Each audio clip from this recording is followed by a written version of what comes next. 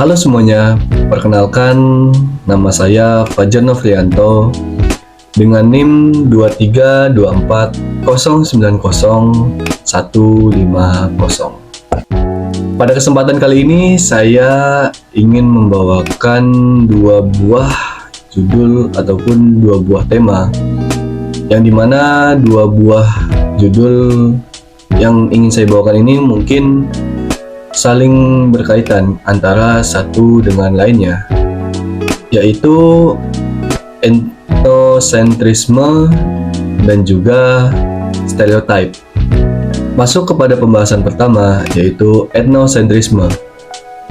Etnosentrisme sendiri memiliki pengertian yaitu penilaian terhadap kebudayaan lain atas dasar nilai sosial dan juga standar budaya sendiri. Orang-orang etnosentris cenderung menilai kelompok lain itu relatif terhadap kelompok atau kebudayaannya sendiri, khususnya bila hal ini berkaitan dengan bahasa, perilaku, kebiasaan, dan juga agama. Perbedaan dan pembagian etnis ini mendefinisikan bahwa kekasan identitas budaya setiap suku bangsa. Dan juga etnosentrisme ini mungkin bisa tampak atau juga mungkin bisa tidak tampak. Dan meski dianggap sebagai kecenderungan alamiah dari psikologi manusia, etnosentrisme memiliki konotasi negatif di dalam ruang lingkup masyarakat. Etnosentrisme ini berasal dari bahasa Yunani, yaitu etnos dan juga kentron.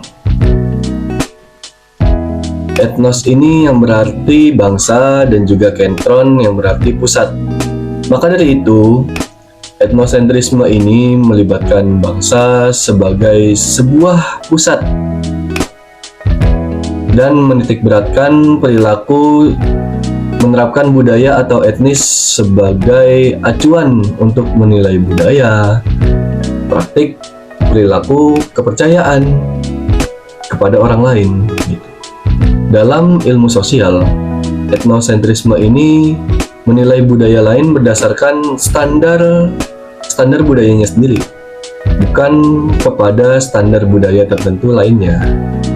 Etnosentrisme sendiri juga memiliki beberapa faktor, yang diantaranya itu pertama dapat dilihat dari sejarah, yang kedua multikulturalisme, lalu situasi politik, loyalitas, jarak sosial, prasangka sosial, stereotip, lalu kemudian ada beberapa contoh etnosentrisme dalam kehidupan sehari-hari yang mungkin sering saya jumpai, khususnya dalam pergaulan. Etnosentrisme ini masih marak terjadi, baik secara sadar maupun tidak sadar.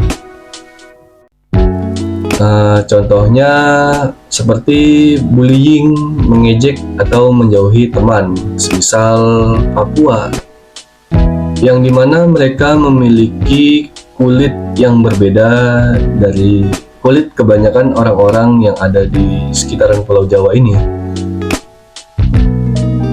Serta juga selain dari kulitnya, dapat dilihat dari rambutnya yang ikal ataupun keriting gitu.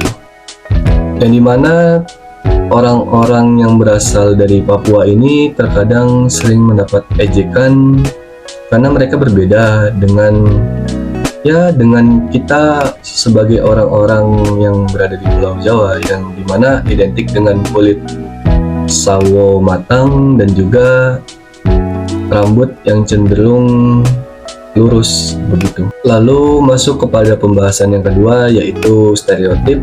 Stereotip ini berkaitan dengan penilaian atau anggapan seseorang mengenai suatu hal, yaitu baik etnis, budaya, maupun kelompok sosial tertentu. Istilah stereotip ini pertama kali digunakan oleh wartawan bernama Walter Lippmann pada tahun 1922. Kala itu ia menggunakan istilah stereotip ini untuk menggambarkan penilaian terhadap seseorang berdasarkan kelompok etnis asalnya.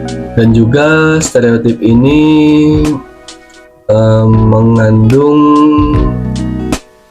seperti seseorang ini cenderung membuat kategori atas karakteristik perilaku orang lain begitu, yang didasarkan kepada ras, jenis kelamin, kebangsaan, serta keterampilan komunikasi verbal maupun nonverbal. Contoh stereotip yang sering saya temui dalam kehidupan sehari-hari yaitu saya memiliki seorang teman yang mana teman saya ini berasal dari orang Jawa. Dia berasal dari Jawa Tengah. Dia orangnya itu cenderung santun, sopan, dan juga bijaksana.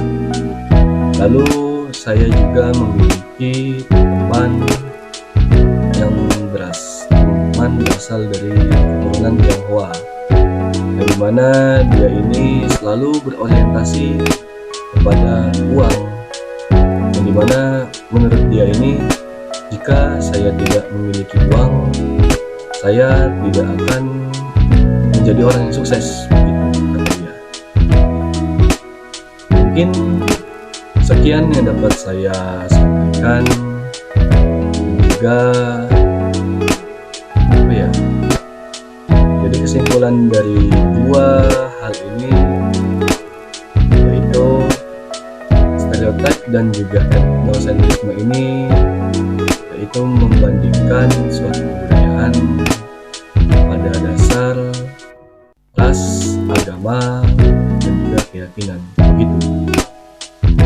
Baik, sekian yang mungkin saya dapat sampaikan, kurang lebihnya mohon maaf.